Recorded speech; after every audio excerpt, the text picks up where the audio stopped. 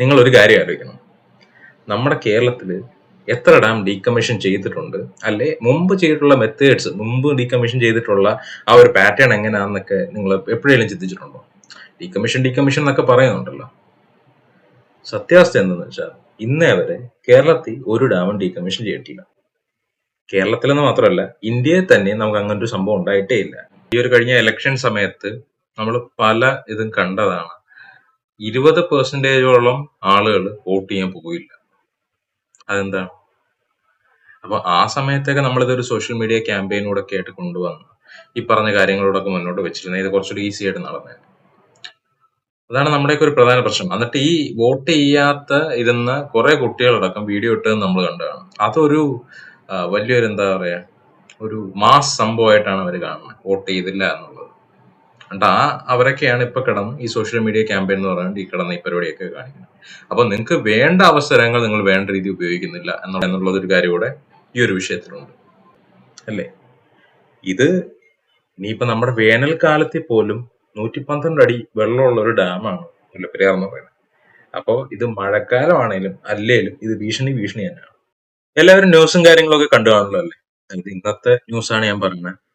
കോഴിക്കോടും പ്രകമ്പനം എന്നൊക്കെ പറഞ്ഞുകൊണ്ട് ഇപ്പൊ നമ്മുടെ ന്യൂസിലൊക്കെ വളരെ ഹൈലൈറ്റഡ് ആയിട്ട് പൊയ്ക്കൊണ്ടിരിക്കുകയാണ്. അപ്പൊ ഈ ഒരു സാഹചര്യത്തിൽ നിരവധി പേർ മുല്ലപ്പെരിയാർ വിഷയത്തെ പറ്റിയിട്ടും ഒക്കെ സംസാരിക്കുന്നുണ്ട്. നമ്മൾ ഈ ഒരു ചാനലിനെ സംബന്ധിച്ചിടത്തോളം നമ്മൾ മുല്ലപ്പെരിയാറിനെ പറ്റിയിട്ട് 2 വർഷം മുമ്പ് കുറെ അധികം വീഡിയോസ് ചെയ്തിരുന്നു. അപ്പൊ അന്നുള്ള ഒരു സ്റ്റാൻഡിൽ തന്നെയാണ് ഇന്നും നമ്മൾ നിൽക്കുന്നത്.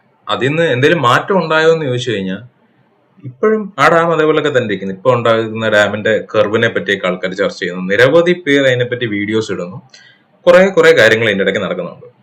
അപ്പൊ എന്താണ് ഡാം ഡീകമ്മീഷൻ എന്നുള്ള മലയാളം വീഡിയോസ് ഒന്നും നമ്മുടെ ഇവിടെ ഇല്ലായിരുന്നു. അപ്പൊ ഞാനതൊരു 2 വർഷം മുമ്പേ ഇട്ടിരുന്നു. നിങ്ങൾ പലരും ആ വീഡിയോസ് കണ്ടിട്ട് ഇപ്പോഴും കമന്റ് ചെയ്യും. ഇതിനെപ്പറ്റി എനിക്ക് പേഴ്സണലി കുറച്ച് മെസ്സേജ് ഒക്കെ വന്നിട്ടുണ്ടായിരുന്നു.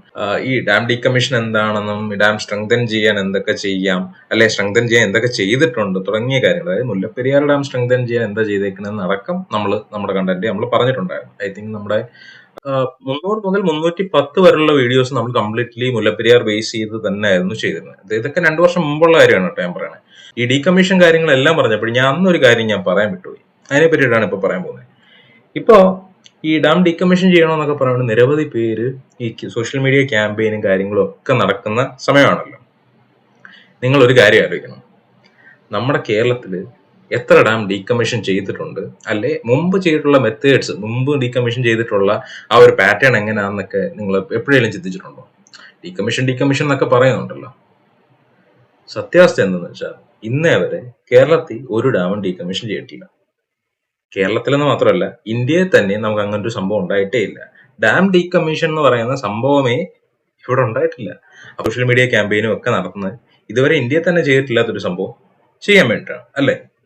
അപ്പോൾ അങ്ങനെ ഒരു സാധനം ചെയ്യുന്നത് ഒരു ഈസി ടാസ്ക് ആയിരിക്കും? ഒരിക്കലും അല്ല. എടുത്തു പറയേണ്ട മറ്റൊരു കാര്യം, ഈ പറഞ്ഞ പൊളിറ്റിക്കൽ പാർട്ടീസിന്റെ കാര്യങ്ങളോട് ഇതിൽ നമ്മൾ പറയേണ്ടി വരും.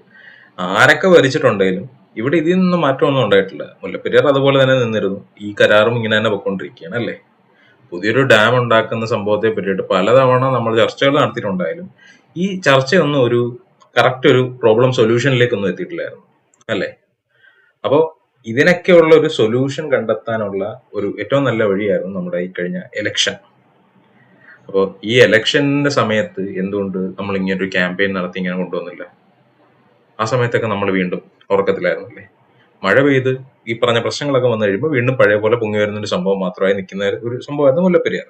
പക്ഷേ ഇപ്പൊ ഈ വയനാട് ഭൂചലനവും പറഞ്ഞ പ്രശ്നങ്ങളും ഒക്കെ ഉണ്ടായി കഴിഞ്ഞപ്പോൾ ഇത് പിന്നെ ടെൻഷനായി. ഈ ഒരു കഴിഞ്ഞ എലക്ഷൻ സമയത്ത് നമ്മൾ പല ഇതും കണ്ടതാണ്. 20% ആളുകൾ വോട്ട് ചെയ്യാൻ പോയില്ല. അതെന്താണ്? അപ്പൊ ആ സമയത്തൊക്കെ നമ്മളിതൊരു സോഷ്യൽ മീഡിയ ക്യാമ്പയിനൂടെ ഒക്കെ ആയിട്ട് കൊണ്ടുവന്നു ഈ പറഞ്ഞ കാര്യങ്ങളോടൊക്കെ മുന്നോട്ട് വെച്ചിരുന്നത് ഇത് കുറച്ചുകൂടി ഈസി ആയിട്ട് നടന്നത്. അതാണ് നമ്മുടെയൊക്കെ ഒരു പ്രധാന പ്രശ്നം. എന്നിട്ട് ഈ വോട്ട് ചെയ്യാത്ത ഇരുന്ന കുറെ കുട്ടികളടക്കം വീഡിയോ ഇട്ടത് നമ്മൾ കണ്ടതാണ്. അതൊരു വലിയൊരു എന്താ പറയാ, ഒരു മാസ് സംഭവമായിട്ടാണ് അവർ കാണുന്നത്, വോട്ട് ചെയ്തില്ല എന്നുള്ളത്. എന്നിട്ട് അവരൊക്കെയാണ് ഇപ്പൊ കിടന്ന് ഈ സോഷ്യൽ മീഡിയ ക്യാമ്പയിൻ എന്ന് പറയുന്നത് ഈ കിടന്ന് ഈ പരിപാടിയൊക്കെ കാണിക്കുന്നത്. അപ്പൊ നിങ്ങൾക്ക് വേണ്ട അവസരങ്ങൾ നിങ്ങൾ വേണ്ട രീതി ഉപയോഗിക്കുന്നില്ല എന്നുള്ളതൊരു കാര്യം കൂടെ ഈ ഒരു വിഷയത്തിലുണ്ട്, അല്ലേ? ഇത് ഇനിയിപ്പോ നമ്മുടെ വേനൽക്കാലത്തിൽ പോലും 112 അടി വെള്ളമുള്ള ഒരു ഡാമാണ് മുല്ലപ്പെരിയാർ എന്ന് പറയുന്നത്.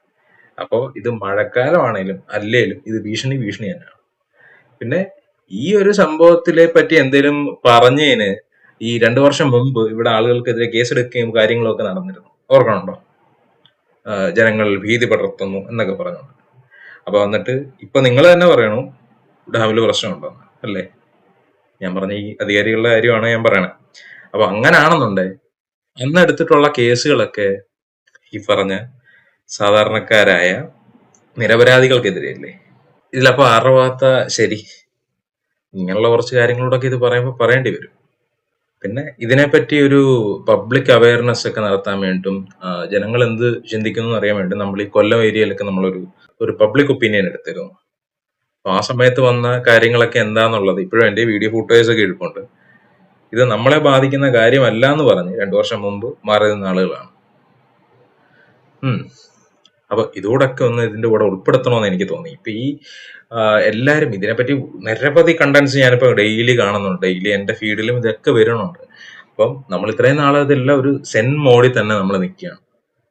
ഇതിന് ഇനി എന്തെങ്കിലും മാറ്റം ഉണ്ടാവുമോ എന്നൊക്കെ ചോദിച്ചാൽ സെൻട്രൽ ഗവൺമെന്റ് ഒക്കെ ഇടപെട്ട് ഇതിനൊരു എന്താ പറയാ 2 സ്റ്റേറ്റിനെയും വിളിച്ചു വരുത്തി 2 സ്റ്റേറ്റിനെയും CM-ന്റെ അടുത്ത് സംസാരിച്ചാൽ മാത്രമേ നടക്കുള്ളൂ. അല്ലാതെ നമ്മൾ ഈ കണ്ട് ഈ സോഷ്യൽ മീഡിയ ക്യാമ്പയിൻ നടത്തിയുണ്ടോ? ഈ ക്യാമ്പയിന്റെ ഒക്കെ ആയുസ് വളരെ കുറവാണ്, അത് മനസ്സിലാക്കണം നിങ്ങൾ.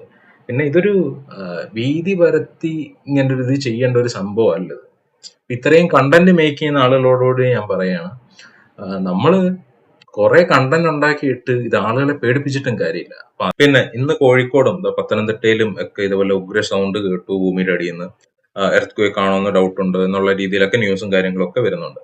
അപ്പോൾ ഇതൊക്കെ നിൽക്കുന്ന സാഹചര്യത്തിൽ ഇങ്ങനെയുള്ള ന്യൂസ്, ഇപ്പൊ ഈ മുല്ലപ്പെരിയാറിനെ പറ്റിയിട്ടൊക്കെ ഉള്ള ന്യൂസുകൾ കൂടുതൽ ഈ പറഞ്ഞ സർക്കുലേറ്റ് ആകുമ്പോൾ ആളുകൾ പാനിക്കാവും, ആരാണെങ്കിലും പാനിക്കാവും. അപ്പോൾ കഴിവതും ഇതിന് ഒരു സൊല്യൂഷൻ നമ്മൾ എത്രയും പെട്ടെന്ന് തന്നെ കണ്ടെത്തണം.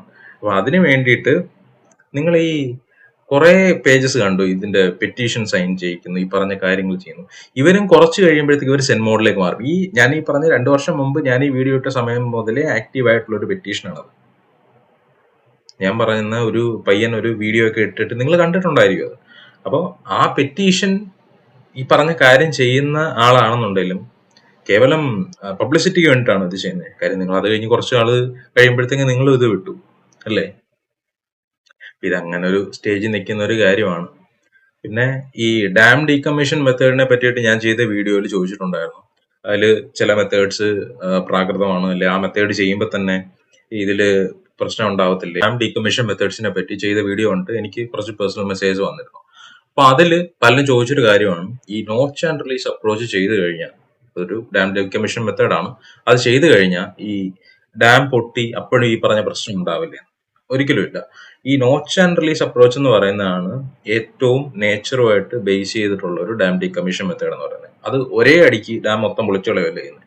അത് ഡാം പാർട്ടായിട്ട് കുറേശ്ശെ പൊളിച്ച് വെള്ളം ഇതിൽ നിന്ന് നീക്കം ചെയ്യുന്ന ഒരു പരിപാടിയാണ്. അതാണ് ഇതുള്ളതിൽ വെച്ച് ഏറ്റവും സേഫസ്റ്റ് ഡാം ഡീകമ്മീഷൻ മെത്തേഡ്സ്. ബാക്കി ഡാം ഡീകമ്മീഷൻ മെത്തേഡ്സ് എന്താന്നൊക്കെ നമ്മൾ കണ്ടന്റ് ചെയ്തിട്ടുണ്ട്.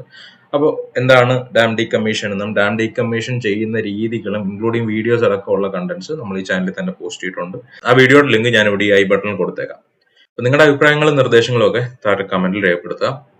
That's it. Okay guys, see you in the next video. Until then, bye bye.